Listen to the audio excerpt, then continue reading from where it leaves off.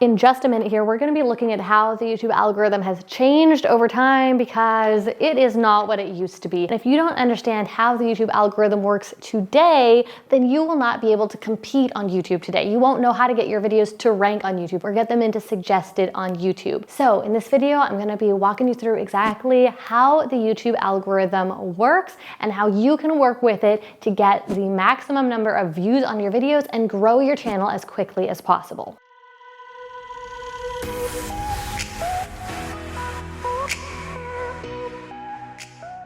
So an algorithm is essentially like a black box. You put input into the box and then some sort of output comes out of the box. If you put this in, then you get that out. And how the YouTube algorithm works, very simply, is that users input their input. They tell YouTube what they are interested in. They tell YouTube what they want to click on, what they want to watch, and then YouTube suggests a video to them. But the question is, the big question right here is, how exactly does the algorithm determine what video to suggest? Because if you understand that, then you will know how to work with the algorithm and how to get it to suggest your videos, because that is the key to viral growth and millions of views. But if you don't understand how the algorithm picks the videos based on the user input, then your videos will not rank, they will not get suggested, and you won't get any views on them. Now, to understand how we got here, we're going to do a quick little bit of time travel and look at how the algorithm has changed over time. So starting back in 2008 when YouTube was created,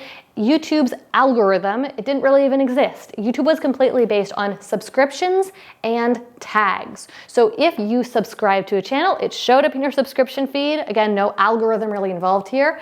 And then people input tags to tell YouTube what their videos were about. And those tags were a basic just search return type of algorithm, where if someone typed something into YouTube, then it would give them the results that most closely fit based off of the tags. Now, pretty quickly on, YouTube realized that this didn't work very well because people could really play the system, really game the system, and just type in any popular topic into those tags and get their video to rank for anything. So they introduced the algorithm. Now, when they first introduced the algorithm, it was optimized for views, meaning that just the more clicks a video got, and therefore the more views it got, the higher that video would rank in search. And they started suggesting videos to the viewers on the homepage and even in that side column. Well, then in 2012, they realized things needed to change again because people were once again gaming the system with clickbait. And if you think clickbait is bad on YouTube today, you should have seen it back then. The thumbnails were ridiculous, often had nothing to do with what the video was about. But if a video had an eye-catching thumbnail and a catchy title, then people would click on it. And this was leaving them dissatisfied with YouTube overall, because often what was advertised was not at all what was delivered in the video itself. So in 2012, they decided to again re-optimize the algorithm, and now it was optimized for watch time. So the longer someone watched a video, the higher it would rank in search, the more it would be suggested. So starting in 2015 and on until today, but more and more and more so as time has gone on, they are catering to individual users' input, individual users' engagement and reactions to things. So let's look at exactly how that is happening over time.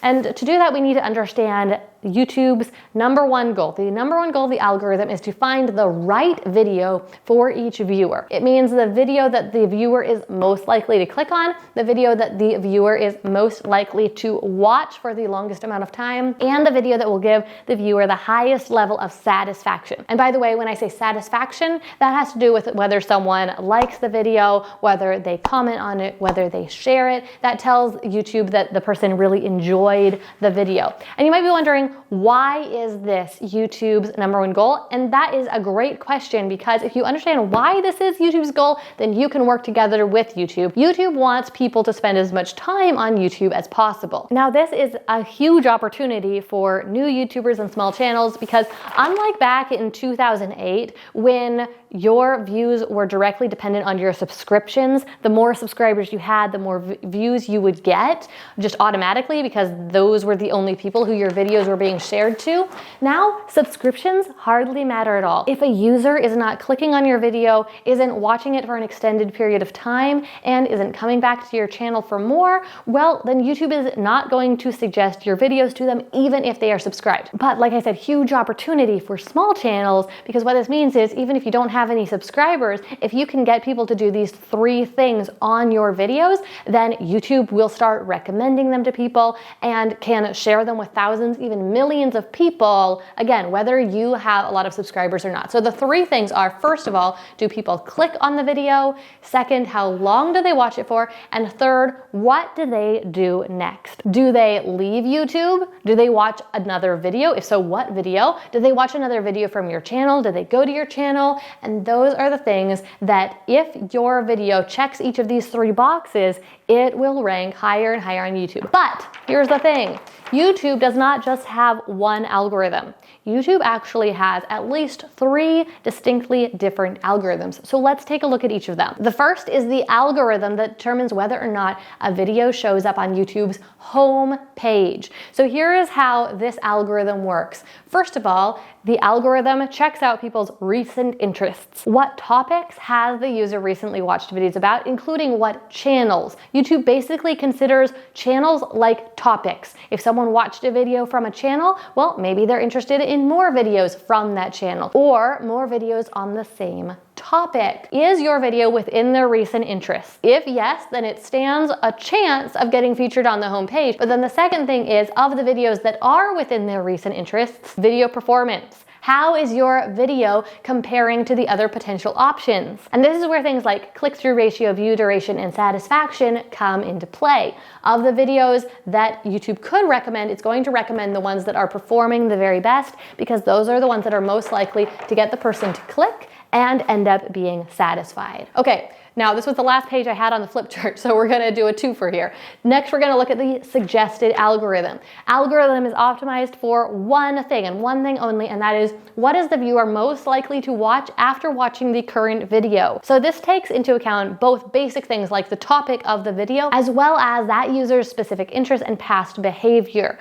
YouTube is trying to recommend the perfect video for them to watch that they are most likely to click on and be interested in and enjoy after the current video. So if you want to optimize your video to get suggested next, you need to make sure that first of all, your channel is about one specific focused niche. Now, that doesn't mean it can only be about one thing, but it needs to be about one main category, appeal to one main type of person, one main type of viewer, so that if YouTube tries to recommend your video next, the viewer is going to be interested in it because it has been designed for them. Design all of your videos for one viewer. Okay, and finally, we're gonna look at the search algorithm. So the search algorithm is a little bit more multifaceted. We've got 2 different things that happen here. When you first upload your video, YouTube analyzes the video, both the metadata, the title, description, keywords that you input, as well as the video itself. It listens to your video and transcribes the entire thing so it can understand what you're actually talking about in the video.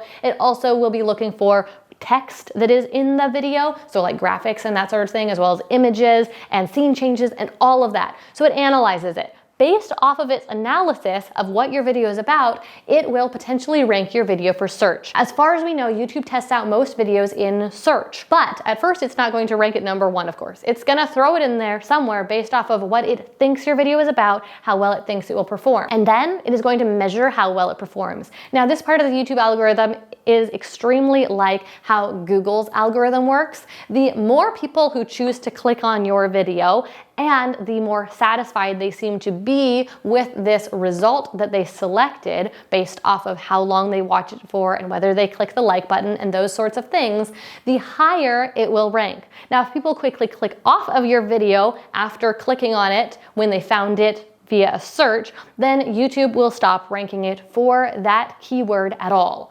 But if they do continue to watch it, then it will rank higher and higher over time.